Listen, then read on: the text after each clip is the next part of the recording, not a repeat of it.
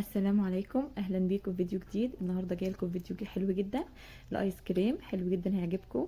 كملوا معايا الفيديو للاخر ونقول بسم الله. اللهم صل وسلم وبارك على سيدنا محمد وعلى اله واصحابه اجمعين. بصوا يا حبايب قلبي، انا هنا معانا النهارده وصفه الايس كريم، وصفه ال5 معالق. حلو جدا جدا، هيعجبكم. سهله وبسيطه واقتصاديه.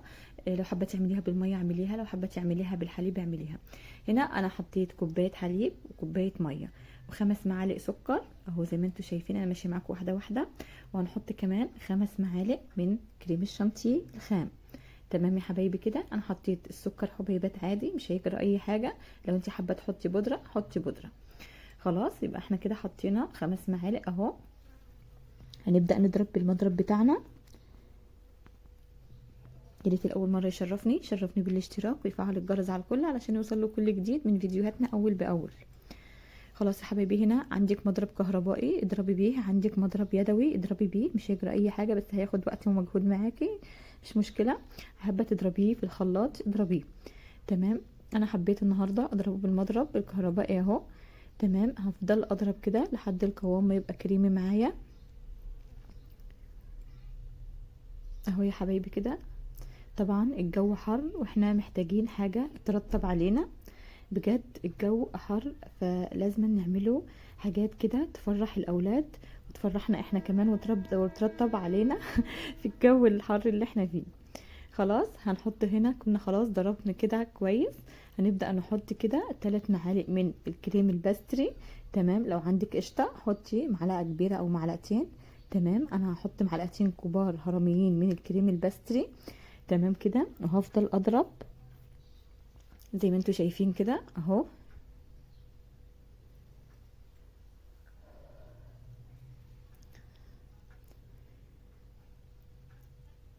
صلوا على الرسول، اللهم صل وسلم وبارك عليك حبيبي يا رسول الله. هنا اهو ضربت انا لحد القوام ما بقى كريمي معايا وكده وجميل. تمام. مش عايزين القوام جامد معانا او تقيل معانا، اصل احنا مش هنحشي كريم شانتيه، احنا هنعمل ايس كريم. خلاص، جبت القوالب السيليكون دي وجبت القوالب البلاستيك اللي معايا اللي انتوا شايفينها دي. خلاص، هبدأ املى كده القوالب السيليكون بتاعتي، وهامله برضو قدامكم في القوالب البلاستيك. تمام. اللي موجود عندكم اعملوه. تمام، ما تقفوش على اي حاجه. تمام. يا ريت اللي ما اشتركش يشترك في القناه، هنكبر بيكم وليكم. قناتكم قناه اختكم. يا رب اكون عند حسن ظنكم. يا ريت تدعموني وتقفوا جنبي عشان القناه تكبر، علشان نبقى كلنا عيله واحده وعيله كبيره. خلاص، كلكم على راسي. هنا بظبط كده القوالب بتاعتي وهبدأ اغطيها واحطها في الفريزر. خلاص، بس هنحط الاعواد الخشبية اللي معانا اللي انتوا شايفينها دي اهو.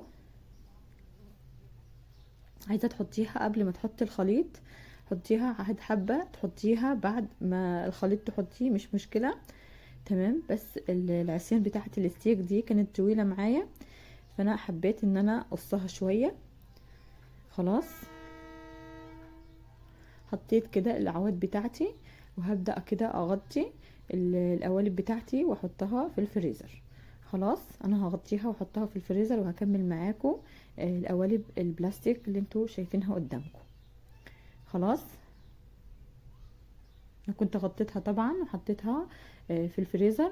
هي جايه من غير الغطا بتاعها.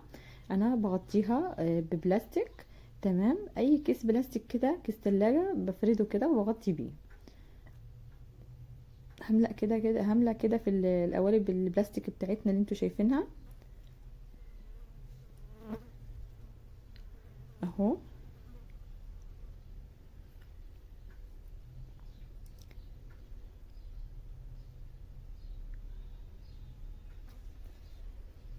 لايك للفيديو، شير لكل صحابكم وكل حبايبكم علشان الفيديو يوصل لعدد كبير من الناس. هبدأ كده اغطيها كده، مليتها وخلصتها. هبدأ اغطيها بورق من السلوفان اهو. تمام. وهخرمها كده من فوق بالسكينة، بطرف السكينة، علشان احط الاعواد الخشبية بتاعتي اهو. فتحة بسيطة كده من فوق علشان بس احط الاعواد بتاعتي. اهو كده زي ما انتوا شايفين.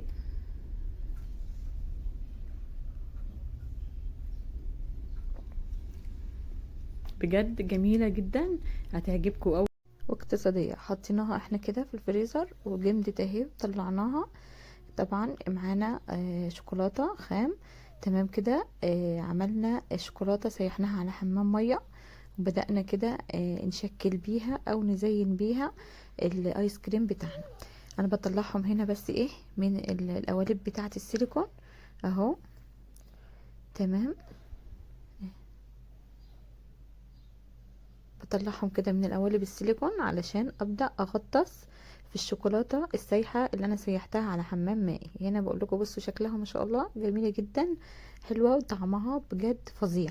هتعجبكم جدا جدا، اقتصاديه وموفره، مش مكلفه خالص. هتفرح اولادكم وهترتب عليكم في الحر اللي احنا فيه ده. تمام. وهتفرح كمان الاولاد. حاجات كده بيفرحوا بيها. الحاجات دي بنشتريها من بره غاليه جدا، اعمليها في البيت، وفري فلوسك، هتعملي كمية كبيرة بحاجات موجودة في البيت. خلاص كده. هنا كانت عندي مية سخنة مية سخنة. تمام. حطيت كده القوالب دي يدوب ثانية كده علشان بس تفك معايا. خلاص.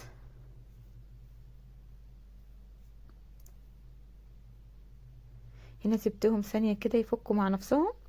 هنزل كده الشوكولاته دي طبعا حطيت لها معلقتين زيت علشان بس تديهم اللمعه الحلوه اللي بتبقى على ايس كريم. تمام. سيحتها طبعا على حمام ميه زي ما قلت لكم، وحطيت لها معلقتين زيت، وبدات كده انزلها في الكوبايه علشان ابدا اغطس فيها الايس كريم بتاعنا اهو. تمام.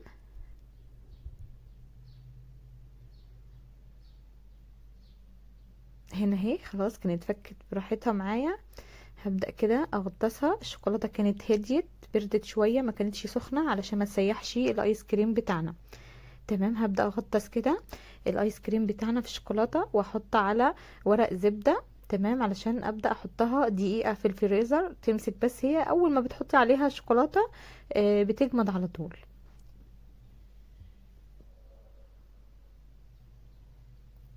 اهو بالشكل اللي انتوا شايفينه ده.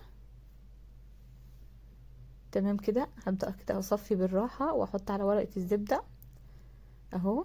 معلش انتي هتبهدلي الدنيا حواليكي كده علشان طبعا شوكولاتات وكده، فمعلش استحملي. خلاص اهو. هعمل القوالب كلها بالشكل اللي انتوا شايفينه ده.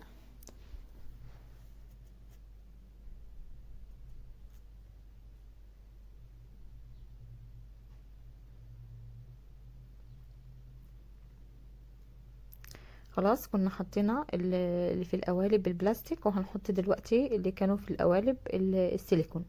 خلاص هنغطس كده برضو في الشوكولاتة،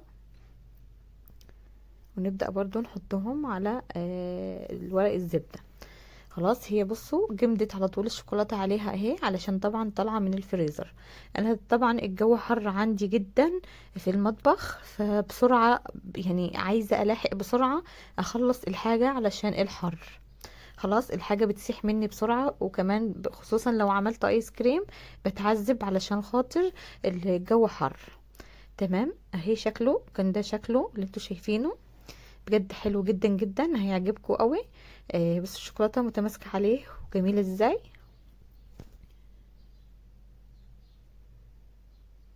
جربوه بنفس الطريقة وان شاء الله يعجبكم. لايك وشير للفيديو، ويا ريت اللي ما اشتركش يشترك في القناة ويفعل الجرس على الكل علشان يوصله كل جديد من فيديوهاتنا اول باول. وجربوا الوصفة وقولوا لي رأيكم. هستنى رأيكم، هستنى تعليقاتكم الجميلة اللي بتعجبني وبتسعدني وبتفرحني. ربنا يا رب يحسن ما بين ايديكم كلكم، واكون عند حسن ظنكم. لايك للفيديو، ما تنسوش اللايك. اشوفكم على خير في فيديو جديد، واقول لكم استودعكم الله الذي لا تضيع ودائعه في حفظ الرحمن. مع السلامة.